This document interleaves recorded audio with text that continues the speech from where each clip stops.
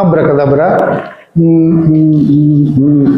అబ్బో, ఓహో, ఆహా, ఏమిటయ్యా ఆనందం? ఆనందం కాక ఇంకేముంటుందండి? అద్భుతమైన కథ బయటకు వచ్చింది, మీ అదృష్టం. ఏమిటండి అది? జానపద, పౌరాణికం, సాంఘికం, చారిత్రాత్మక కథలన్నీ కలిపి రాసి వడబోసి తయారు చేసిన కథండి. స్వీకరించండి మరి.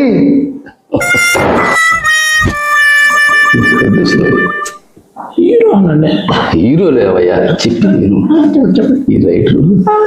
నేను నీకు చెప్పింది కదా నాకు చెప్పాడు.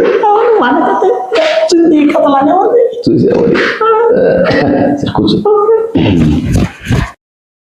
చూడండి కవి గారు, మన సినిమాకి ఇంకా టైటిల్ పెట్టలేదు. ఓ మంచి సూటబుల్ టైటిల్ చెప్పండి. బుద్ధి పెడదాన్రా, లేచిపోదాన్రా, తంతే పడతావు నన్న.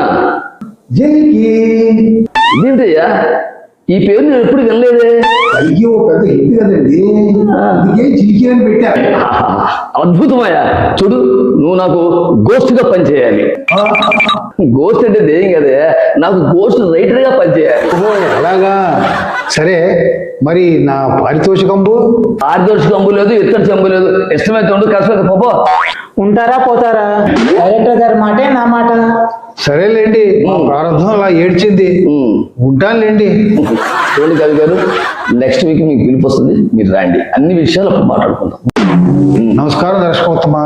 నమస్కారం కవి గారు, ఈ బయలుదేరండి.